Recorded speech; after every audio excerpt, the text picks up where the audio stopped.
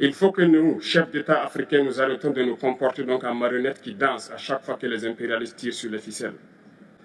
Les questions que mes générations se posent sont les suivantes, si je peux me résumer. C'est de ne pas comprendre comment l'Afrique, avec tant de richesses sur notre sol, avec une nature généreuse, de l'eau, du soleil en abondance, l'Afrique est aujourd'hui le continent le plus pauvre. L'Afrique est un continent affamé. Et comment se fait-il qu'un chef d'État traverse donc le monde à mendier? Voici des questions que nous nous posons et que nous n'avons pas de réponse jusque-là. Nous avons l'occasion de tisser de nouvelles relations. Et j'espère que ces relations puissent être les meilleures pour donner un meilleur avenir à nos peuples.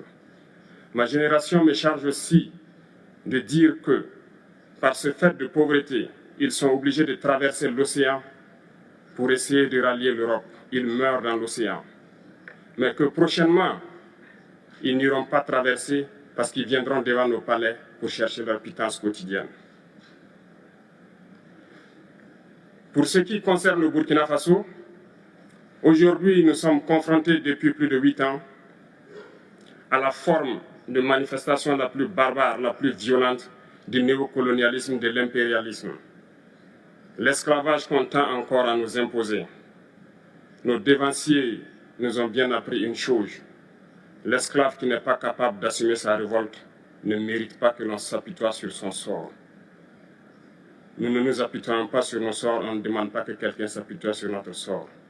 Le peuple burkinabé a décidé de lutter contre l'île terroriste en mesure de relancer son développement. Dans cette lutte, des vaillants peuples, des vaillantes populations se sont engagées à prendre les armes face au terrorisme, ceux que nous avons affectueusement appelés les VDP, des volontaires. Nous sommes surpris de voir les impérialistes traiter ces VDP de milices et de tout type. C'est décevant, parce qu'en Europe, lorsque des peuples prennent les armes pour défendre leur patrie, on les traite de patriotes. Nos grands-pères ont été déportés pour sauver l'Europe. Ce n'était pas avec leur consentement, contre leur gré. Et bien au retour, on se rappelle bien qu'à Tiaroy, lorsqu'ils ont voulu revendiquer leurs droits élémentaires, ils ont été massacrés. Cela ne fait rien donc. Lorsque nous, peuple, nous décidons de nous défendre, on nous traite de milices. Mais là n'est pas le problème. Ce qui est le problème, c'est de voir des chefs d'État africains qui n'apportent rien à ces peuples qui se battent, mais qui chantent la même chose que les impérialistes en nous traitant de milices, en nous traitant donc d'hommes qui ne respectent pas les droits de l'homme. De quels droits de l'homme parle-t-on? Nous nous offusquons contre cela et c'est honteux. Il faut que nous, chefs d'État africains, nous arrêtons de nous comporter donc en marionnettes qui dansent à chaque fois que les impérialistes tirent sur les ficelles. Hier, le président Vladimir Poutine a annoncé donc l'envoi des céréales en Afrique. Nous sommes bien contents. Nous lui disons merci pour cela.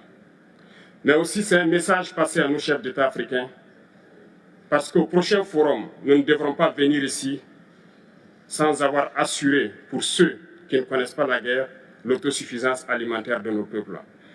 Nous devons prendre l'expérience de ceux qui ont pu déjà atteindre cela en Afrique, tisser de bonnes relations ici et tisser de meilleures relations avec la Fédération de Russie pour pouvoir assouvir les besoins de nos populations. Je ne serai pas peut-être long, le temps imparti est très court. Nous sommes obligés de nous arrêter à un moment donné. Mais je voudrais terminer en disant que nous devons donc rendre hommage à nos peuples qui se battent. Gloire à nos peuples, dignité à nos peuples, victoire à nos peuples. La patrie ou la mort, nous vaincrons. Merci, camarades.